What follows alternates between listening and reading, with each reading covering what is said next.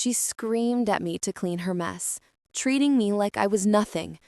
But what she didn't know, I secretly owned 40% of her husband's company. When I quietly told her the truth, her face went pale, and everything she knew about her perfect life shattered. This is the story of how I went from being the invisible maid to the woman who held her entire world in my hands. Before we dive into this incredible journey, I'd love to know, where in the world are you watching from? Drop your country in the comments below. And if you enjoy stories of unexpected power moves and sweet justice, please hit that subscribe button. It really helps us bring you more amazing stories like this one. Now, let's get back to Sarah's unforgettable tale. The crystal chandelier cast dancing shadows across the marble floors of the Morrison estate as Sarah moved silently through the grand foyer, her arms laden with fresh linens. 6 months. That's how long she'd been living in the servants' quarters of this sprawling mansion in Connecticut's Gold Coast, watching, waiting, and enduring. "Sarah! Sarah!" Victoria Morrison's shrill voice echoed from the second-floor landing. "Where are you, you useless girl?" Sarah set down the linens carefully, her hands steady despite the familiar twist of irritation in her chest. She'd learned to mask every emotion behind a calm, neutral expression, a skill that had served her well in this house of appearances. "Yes, Mrs. Morrison?"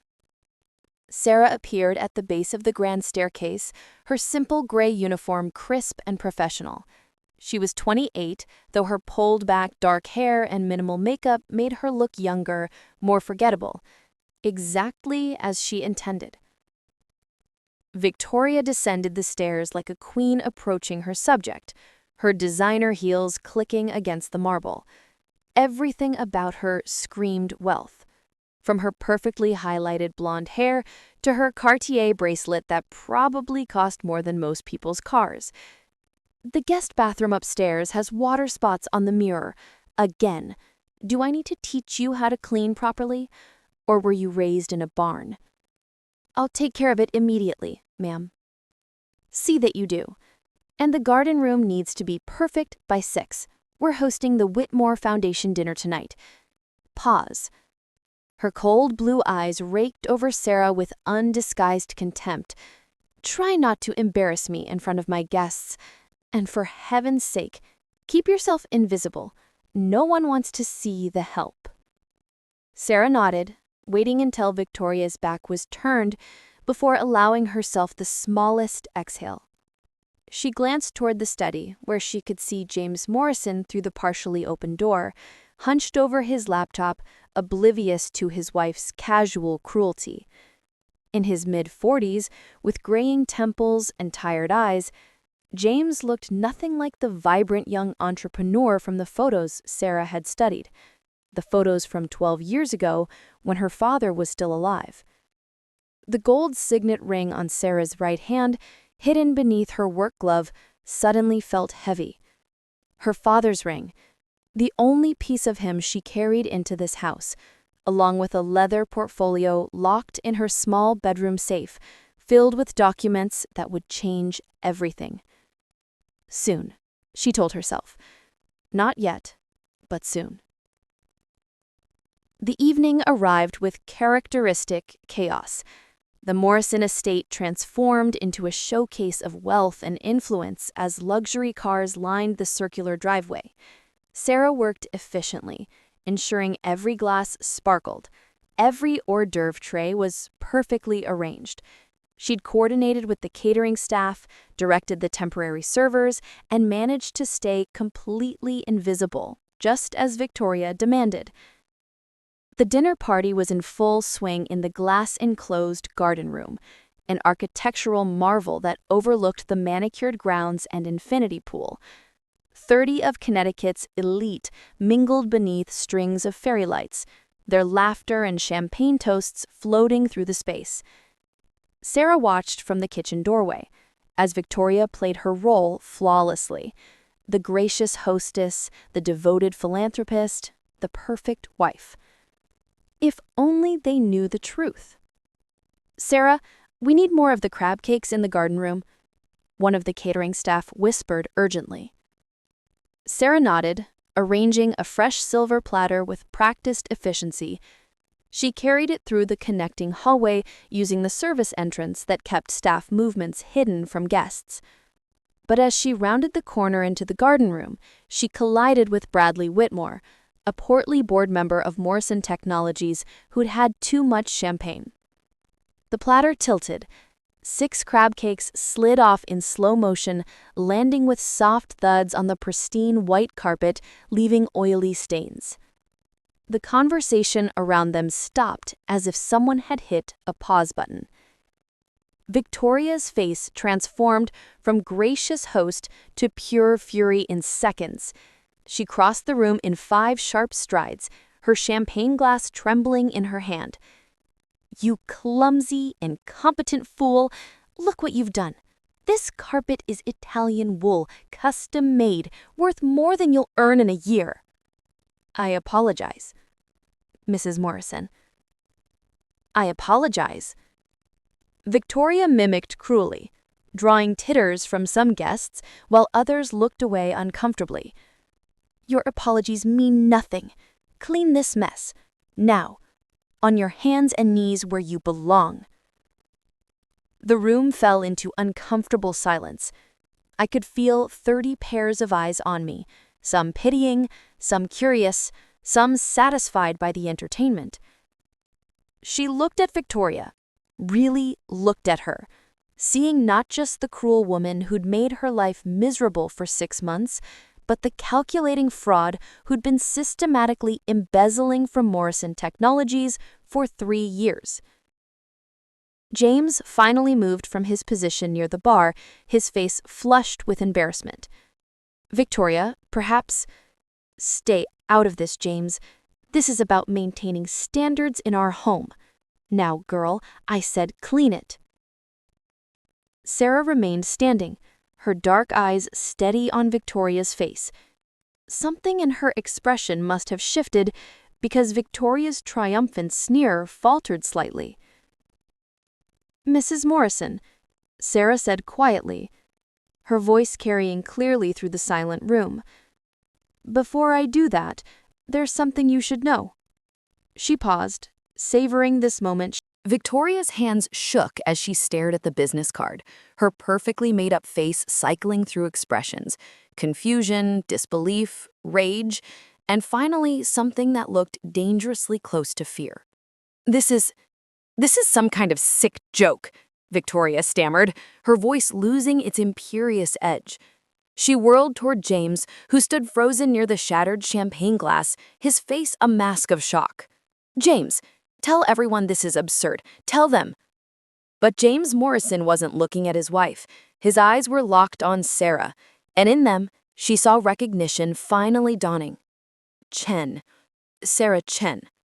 Oh my God, you're David Chen's daughter," Sarah finished for him, her voice steady despite the thundering of her heart. "I believe you knew my father quite well, Mr. Morrison. He was your first business partner, your founding partner in Morrison Technologies." The name hit the room like a shockwave. Several of the older board members gasped.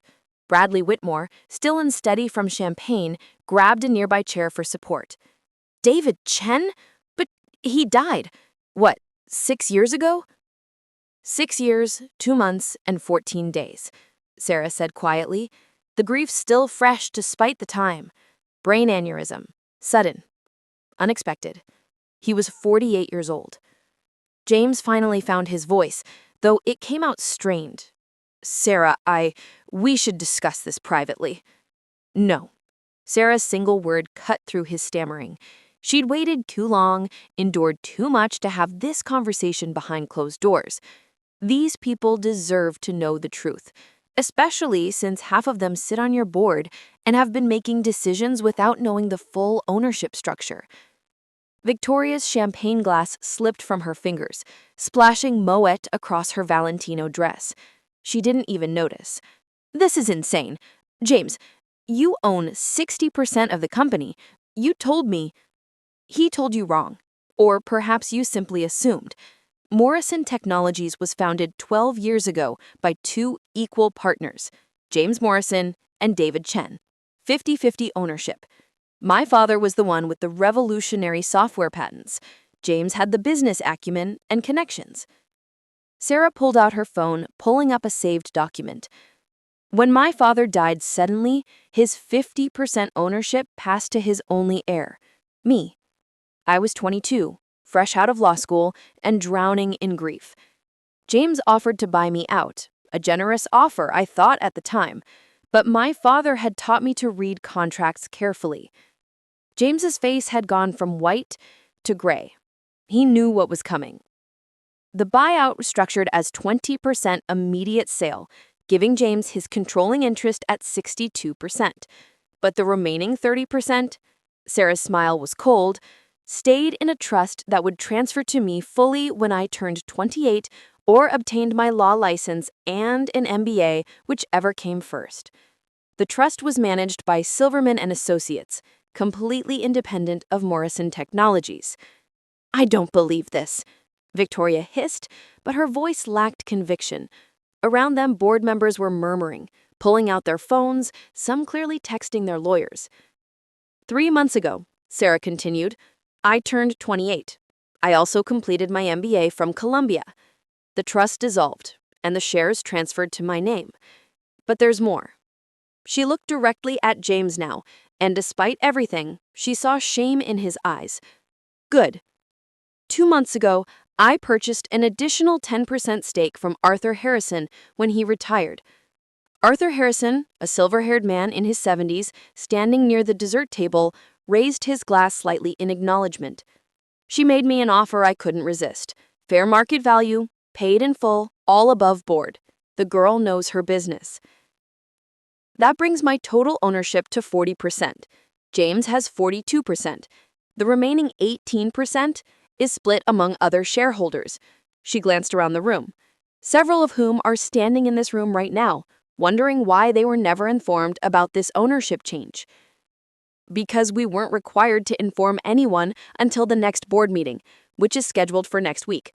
Sarah's ownership is completely legitimate. I've known for 3 months. Victoria stumbled backward as if she'd been slapped. You've known? For 3 months? And you said nothing? You let me... She looked at Sarah with dawning horror, understanding flooding her face. The housekeeper job. You applied 6 months ago, before the trust dissolved. I wanted to understand the company from the inside. My father built Morrison Technologies from nothing. I wanted to see what it had become, how it operated, who really ran things. Her gaze hardened. And I wanted to understand why the financial reports I'd been receiving quarterly showed declining profits when industry reports suggested the tech sector was booming. The room went silent again. But this time, the quality of the silence was different. This was the silence of people holding their breath, sensing something explosive about to detonate. James's face drained of what little color remained. Sarah, please. I spent 6 months observing, 6 months watching, documenting, learning. Do you know what I discovered, Mr. Morrison? Your wife, she gestured toward Victoria, who looked like she might faint, has been quite busy with the company finances. How dare you? Victoria shrieked, but it sounded desperate now, not authoritative. I don't even work for Morrison Technologies. I have nothing to do with the business. No, you don't work there officially, but you do have access to James's accounts, don't you? His passwords, his financial systems, and you've been very creative. Shell companies, inflated vendor invoices, consulting fees paid to fictitious consultants. Sarah's voice dropped to barely above a whisper. $3.2 million over the past 3 years, Mrs. Morrison. Embezzled from a company you thought your husband fully controlled. The accusation hung in the air like smoke. Victoria's mouth opened and closed, no sound emerging. James looked like he might be sick. That's slander. Victoria finally managed to gasp. I'll sue you for every penny you have. You can't prove any of this. Sarah reached into her other pocket and pulled out a USB drive. holding it up so everyone could see. Actually, I can. Forensic accounting analysis, bank records, email correspondence, all compiled by Chen and Associates Investigations, my father's former private investigation firm, which I inherited along with his shares. They're very thorough. She looked around the room at the shocked faces of Connecticut's elite. So you see, Mrs. Morrison, when you screamed at me to clean your mess, you had no idea that I've been cleaning up a much bigger mess for the past 6 months. Your mess. Victoria's legs gave out. She sank into a nearby chair, her perfect facade crumbling like wet sand. Around them, the dinner party had completely fallen apart. Guests clustered in groups, whispering urgently, several people already heading for the exits. And Sarah stood in the center of it all, still wearing her gray housekeeper's uniform, no longer invisible, no longer silent. Finally, the garden room had transformed from an elegant dinner party into something resembling a courtroom. Guests had stopped pretending to mingle. They'd formed a semicircle around Sarah and the Morrisons, smartphones out, some recording, others texting furiously. This would be all over Greenwich society by midnight.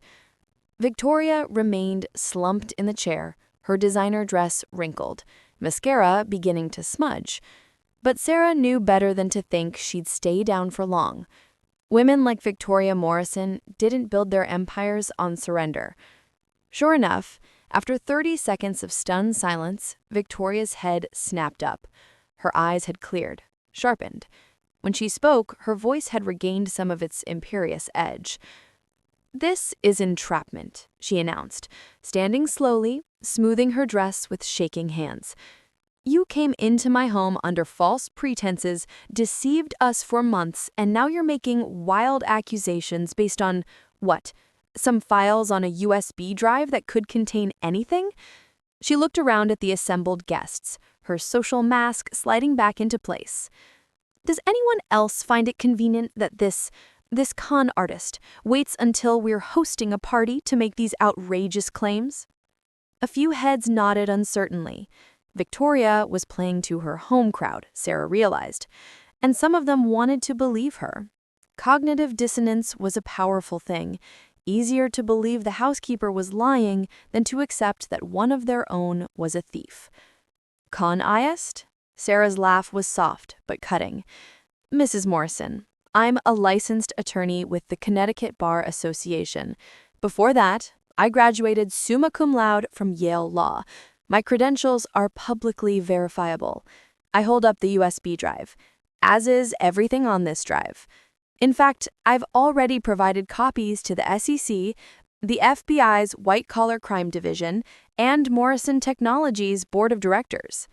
James made a strangled sound. "The board. When?" "This morning," Sarah replied, calmly. "I sent encrypted files to all 17 board members at 9 a.m. I imagine most of you," she gestured to several stunned-looking guests, "have been too busy preparing for tonight to check your secure email accounts." Bradley Whitmore was already fumbling with his phone, his face growing redder by the second. 2 other board members had stepped away, making urgent calls. "You had no right," Victoria shrieked, her composure cracking again. "James, are you just going to stand there? She's trying to destroy us, destroy you." But James Morrison looked like a man watching his entire world collapse in slow motion. He moved to the bar, poured himself 3 fingers of scotch, and downed it in one swallow. When he turned back to face Sarah, his eyes were hollow. "Show them," he said quietly. "James, no!" "Show them, Sarah," James repeated, louder this time. "They deserve to know. God help me, I deserve this." Sarah studied him carefully. This wasn't the reaction she'd expected. She'd anticipated denial, anger, perhaps even threats. But this looked like relief, or maybe just exhaustion. She connected her phone to the smart TV mounted on the garden room wall. Of course, the Morrisons had outdoor entertainment systems, and pulled up her presentation. For those just joining this impromptu board meeting, let me provide context. Morrison Technologies was founded in 2013 by James Morrison and David Chen. My father held the patents for adaptive AI software that formed the company's foundation. James provided the business infrastructure and industry connections. The screen showed the original incorporation documents, two signatures at the bottom, James Morrison and David Chen. The company grew rapidly. By 2018, annual revenue exceeded $50 million. Then, in August 2019, my father died. His death was sudden, a brain aneurysm while he was reviewing code at his home office. He was 48, and I was 22, and had just passed the bar exam. A photo appeared on screen. David Chen, a kind-faced man with graying hair and warm eyes, standing in front of the Morrison Technologies building. I heard several people murmur sympathetically. James offered to buy my inherited shares.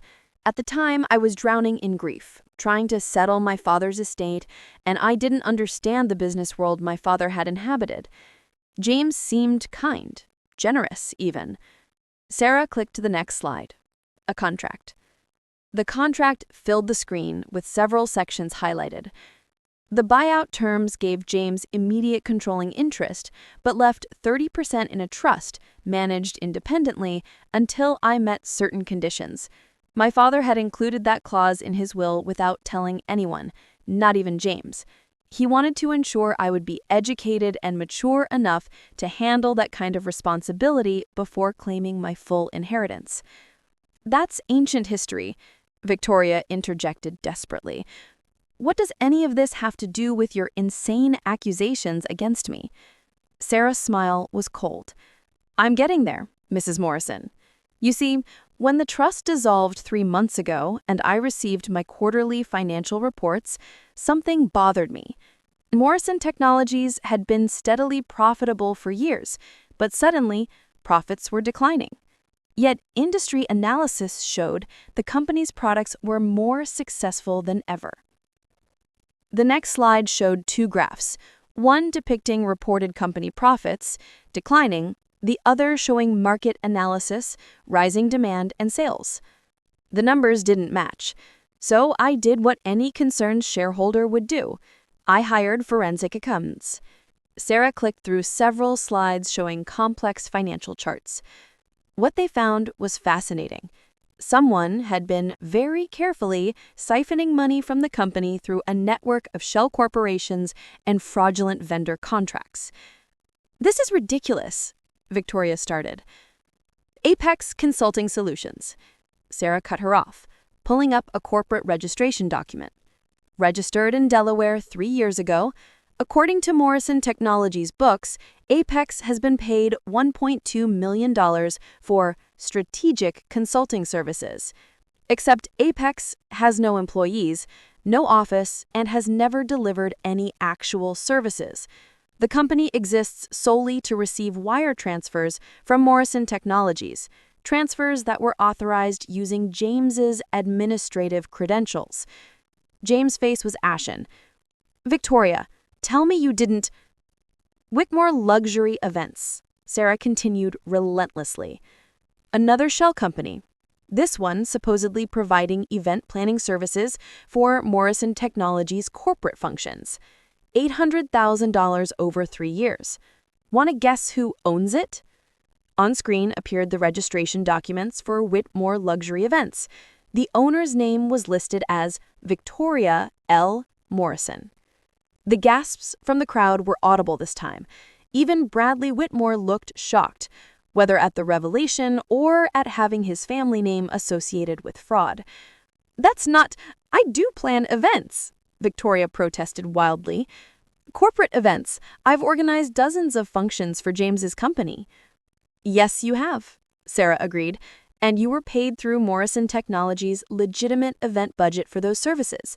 These payments are additional, filed under different budget categories, approved through James's credentials for events that never happened. She clicked to another slide.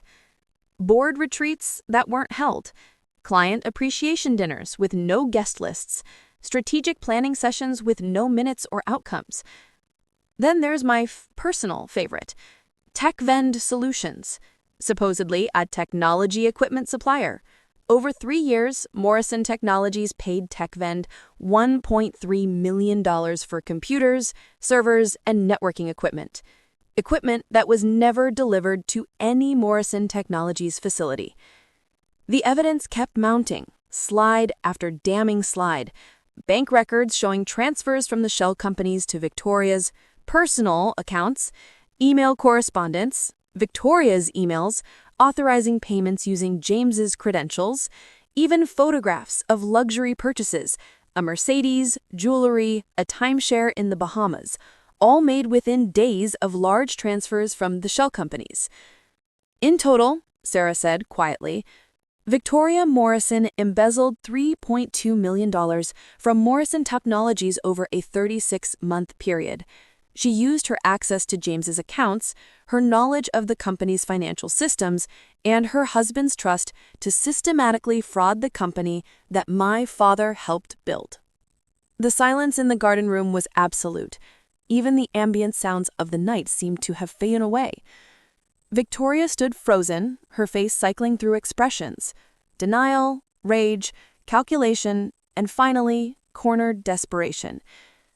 "You can't prove I knew those companies were fraudulent," Victoria said, her voice barely above a whisper. I hired consultants. They recommended vendors. If someone took advantage of me—" "We have your emails, Victoria," James said quietly, and the use of her name without darling or honey was damning in itself. He pulled out his own phone, his hands shaking. "I've been checking while Sarah was talking. She's right. You've been using my credentials. There's emails from your personal account to these shell companies, coordinating payments, discussing how to hide the transaction." The boardroom of Morrison Technologies occupied the entire 20th floor of a glass tower in Stamford's financial district. Floor-to-ceiling windows offered panoramic views of Long Island Sound, but none of the 17 board members seated around the mahogany conference table were admiring the scenery. Sarah sat at James's right hand, the position traditionally reserved for the second-largest shareholder. She wore a tailored charcoal suit, her hair professionally styled, her father's signet ring visible on her right hand. No more gray uniform, no more invisibility. Across from her, Victoria Morrison sat flanked by 2 attorneys, her face carefully made up to hide the sleepless night she'd clearly endured. She'd chosen a conservative navy dress and pearls, a costume of respectability, but her hands trembled slightly as she clutched a leather portfolio. James called the meeting to order at precisely 9 a.m. His voice was flat, emotionless.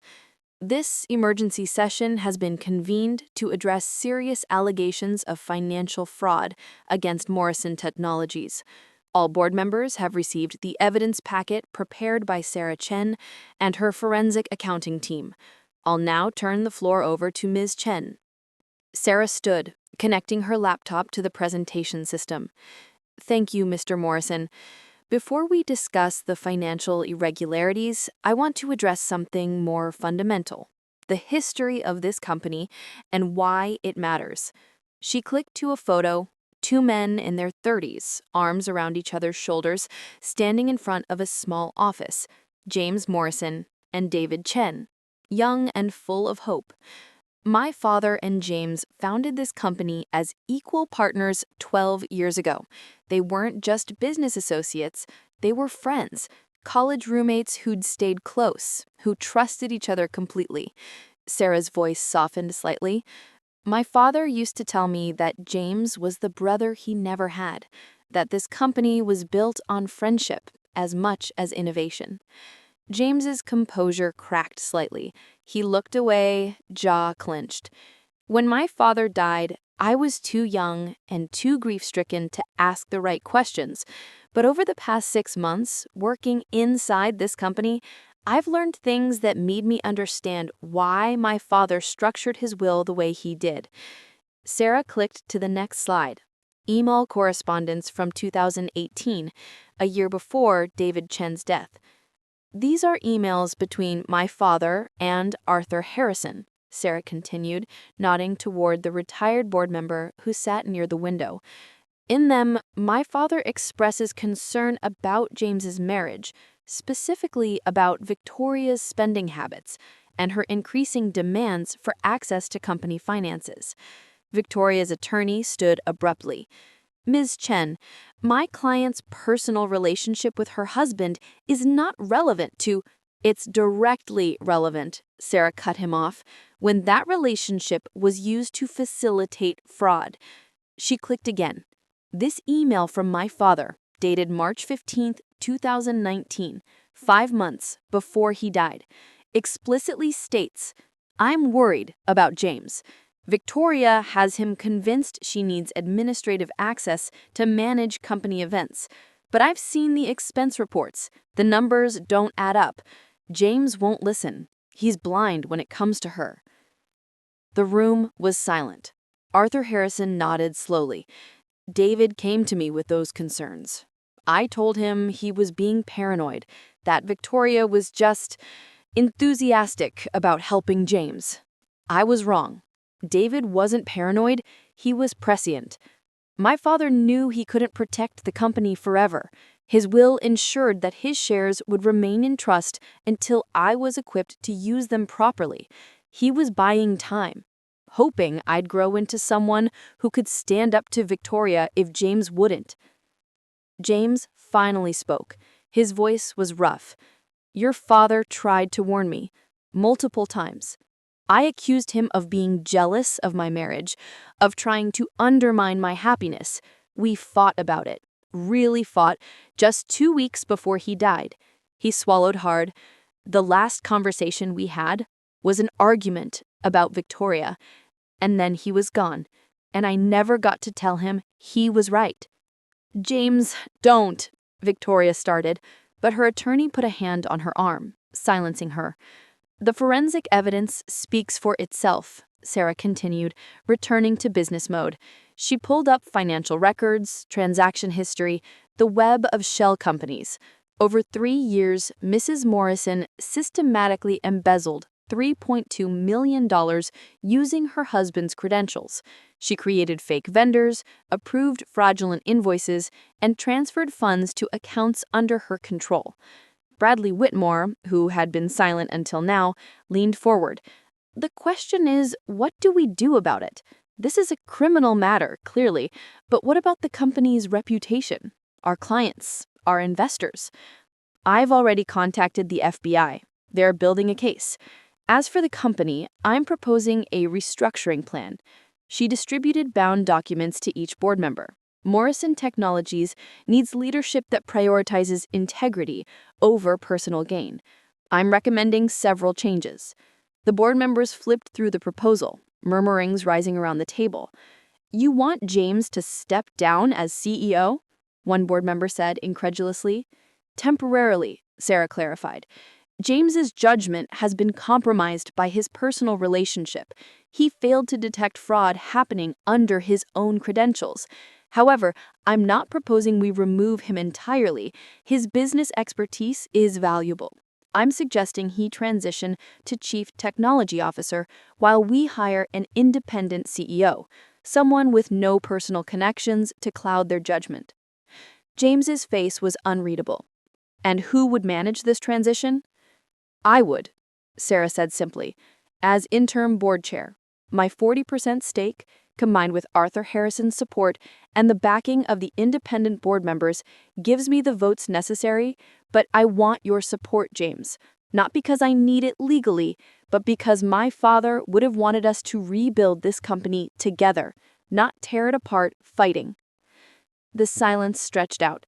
Victoria looked like she wanted to say something, but her attorney kept his hand firmly on her arm. The other board members watched James, waiting. Finally, James Morrison stood. He looked older than his 46 years, worn down by betrayal and regret. "Your father was the best friend I ever had. I failed him by not listening. I failed this company by letting my marriage blind me to what was happening." He looked directly at Sarah. "I won't fail him again. You have my support." He turned to Victoria, and his expression hardened. "I want a divorce. My attorneys will contact yours." And Victoria, his voice dropped to something cold and final. You should cooperate fully with the FBI investigation. It's the only way you'll avoid serious prison time." Victoria's carefully maintained composure shattered. "James, please. I made mistakes, but I'm your wife. We can fix this. I'll pay the money back." "With what money, Victoria? The Mercedes? The jewelry? The timeshare you bought with stolen funds?" He shook his head. "It's over. It's been over for a long time. I just didn't want to see it." He gathered his papers, nodded to the board, and walked out of the conference room, leaving his wife sobbing in her chair. Sarah watched him go, feeling no triumph, only a weary satisfaction. Justice wasn't always clean or simple, but it was necessary. Arthur Harrison stood, moving to Sarah's side. "Your father would be proud of you," he said softly. "You're twice the fighter he was, and he was formidable. I learned from the best." Outside the windows, the sound sparkled in the morning sun, indifferent to the dramas of humans. But inside Morrison Technologies, the work of rebuilding.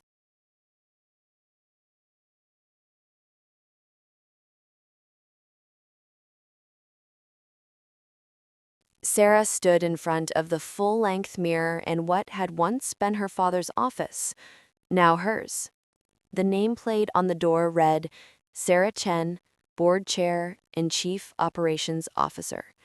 She adjusted the collar of her emerald blazer, noting how different she looked from the woman in the gray housekeeper's uniform who'd scrubbed floors and endured insults just months ago.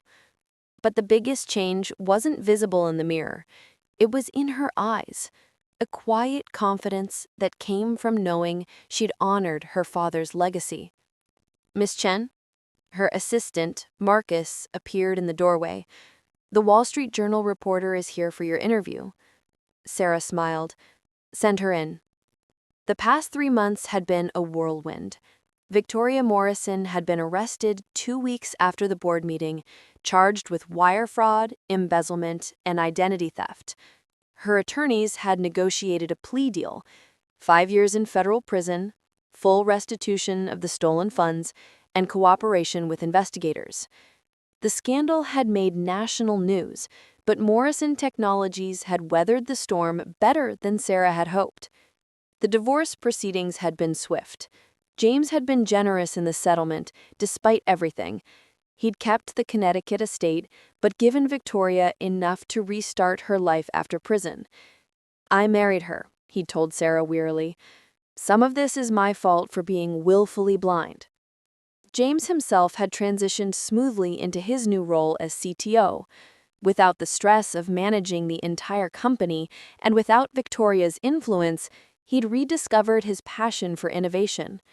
Last month, he'd filed 3 new patents. The old James Morrison, the friend her father had loved, was slowly reemerging.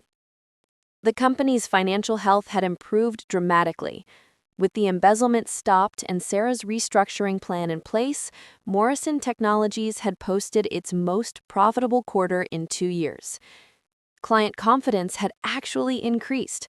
The swift, transparent way they'd handled the scandal had demonstrated integrity that resonated in an era of corporate corruption.